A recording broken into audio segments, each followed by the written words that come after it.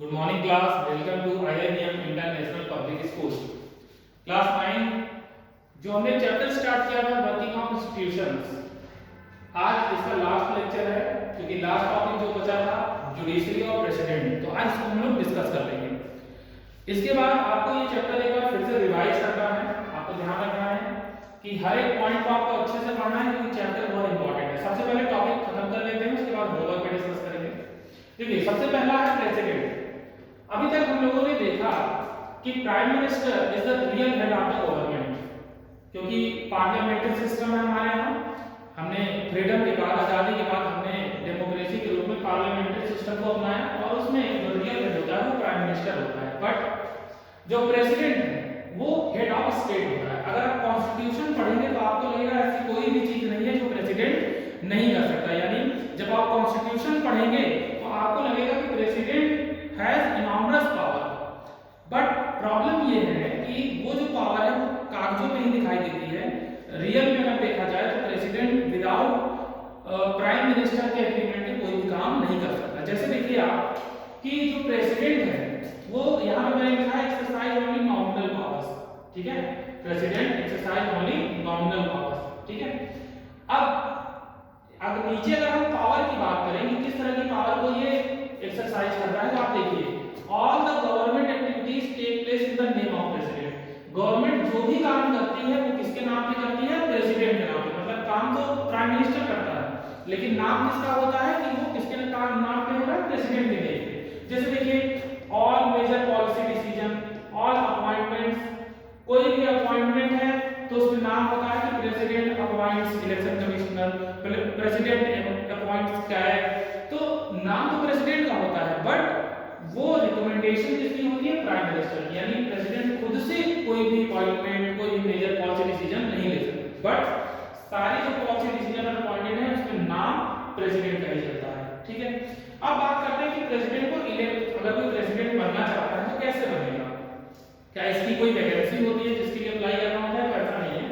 President elect होता है किसके द्वारा? Members of parliament. जो एमपीज होते हैं लोकसभा के और राज्यसभा के, वो वोट करते हैं प्रेसिडेंट के लिए। इसके अलावा जो एमएलएज होते हैं यानी मेंबर ऑफ लेजिस्लेटिव असेंबलीज, तो इन्हीं जो मेंबर्स होते हैं ये मेंबर इलेक्ट करते हैं प्रेसिडेंट को, ठीक है, वोट करते हैं और जो मेजॉरिटी वोट जिसको मिलता है वो प्रेसिडेंट बनता है, या हम कह सकते हैं वो हेड ऑफ स्टेट बनता है। प्रेसिडेंट को द फर्स्ट सिटीजन भी बोला जाता है। तो फर्स्ट सिटीजन ऑफ इंडिया कौन है? वो प्रेसिडेंट ही होता है। अब आइए नेक्स्ट हम लोग देख लेते हैं जुडिशरी।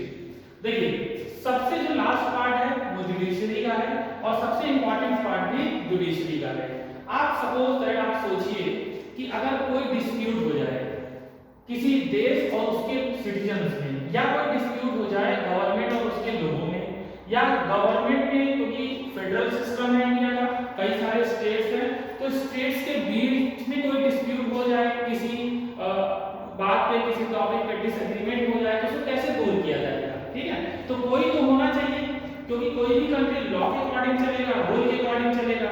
तो उस रूल को, लॉ को एक्सप्लेन करने का काम किसका है? तो उस रूल और लॉ को एक्सप्लेन करने का काम जुडिशरी का है। कॉन्स्टिट्यूशन को एक्सप्लेन करने का काम किसका है? जुडिशरी का है, ठीक है। इफ मान लीजिए कि कोई भी अगेंस्ट द लॉ जाता है, मतलब किसी ने ऐसा काम कर दिया जो रूल के खिलाफ है, लॉ के अगेंस्ट में है, तो उसको पनिशमेंट देने का काम किसका है?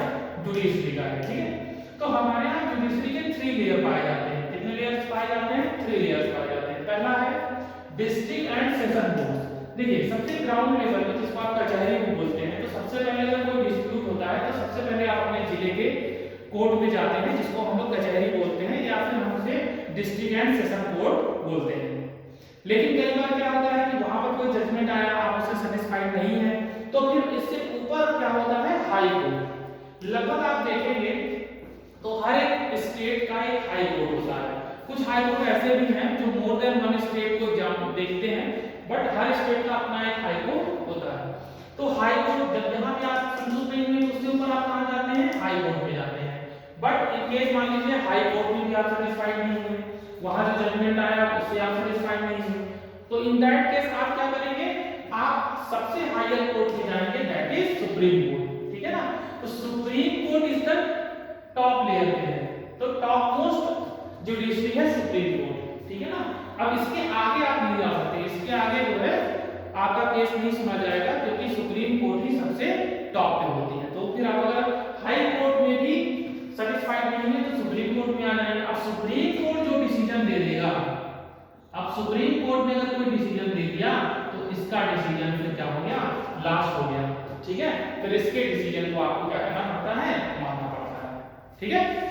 तो ये हमारे यहाँ जुडिशरी का सिस्टम है। अब देखिए एक बहुत इंपॉर्टेंट फीचर है डेमोक्रेसी का, क्या है, इंडिपेंडेंट जुडिशरी। क्या है, इंडिपेंडेंट जुडिशरी। क्यों, आपको पता है अगर जुडिशरी में मान लीजिए एमपी या प्राइम मिनिस्टर या किसी का भी इंटरफेरेंस होगा, गवर्नमेंट का इंटरफेरेंस होगा, तो अगर जुडिशरी में गवर्नमेंट का इंटरफेरेंस होगा तो क्या जुडिशरी सही से वर्क कर पाएगी, नहीं कर पाएगी। इसीलिए जुडिशरी को इंडिपेंडेंट रखना बहुत जरूरी है। इसीलिए हमारे कॉन्स्टिट्यूशन में इस तरह के प्रोविजंस किए गए हैं जिससे कि जुडिशरी क्या होती है, इंडिपेंडेंट होती है। कैसे, मैं आपको बता दे रहा हूं। जैसे अब जो जज बनते हैं, ठीक है, जो क्या बनते हैं, जज बनते हैं हाई कोर्ट लेवल पे या सुप्रीम कोर्ट लेवल पे, तो जज बनाने की एक सिस्टम है, कोलेजियम सिस्टम बोलते हैं। इसका मतलब चीफ जस्टिस ऑफ इंडिया और उनके जो वरिष्ठ मेंबर होते हैं, जो एज्ड जजेस होते हैं, उनका एक ग्रुप होता है। वो कुछ नामों को क्या करते हैं, आगे बढ़ाते हैं, कुछ नामों को सिलेक्ट करते हैं कि हाँ हाँ इनको जज बनना चाहिए। अब प्राइम मिनिस्टर उन्हीं नेम्स में से ही किसी को पिक कर सकता है। सपोज दैट जुडिशरी ने 10 नाम दिए और 5 जजों की जरूरत है, तो ये 5 नेम उनको उसी 10 में से सिलेक्ट करने होंगे। अब वो 5 नेम सिलेक्ट कर लिया गया प्राइम मिनिस्टर द्वारा, अब उसी को प्रेसिडेंट क्या करेंगे, अपॉइंट करेंगे। इसका मतलब गवर्नमेंट अपने से किसी को भी जज बनाना चाहे तो नहीं बना सकती, यानी गवर्नमेंट का जो इंटरफियरेंस है वो नहीं, ठीक है। तो स्टूडेंट्स, आई होप आपको ये अच्छी सी चीजें समझ में आ गई होंगी। आज चैप्टर आपका खत्म हो गया है। आपका होमवर्क है प्रेसिडेंट का और जुडिशरी का, ये दोनों टॉपिक आज आपको लिख लेना है, कंप्लीट कर लेना है। इसके अलावा चैप्टर रिवाइज कर लेना है। कोई पॉइंट अगर छूट गया है जिसे आपको पढ़ लेना है, कोई कंफ्यूजन है तो आप कमेंट बॉक्स में पूछ भी सकते हैं, ठीक है। Thank you class.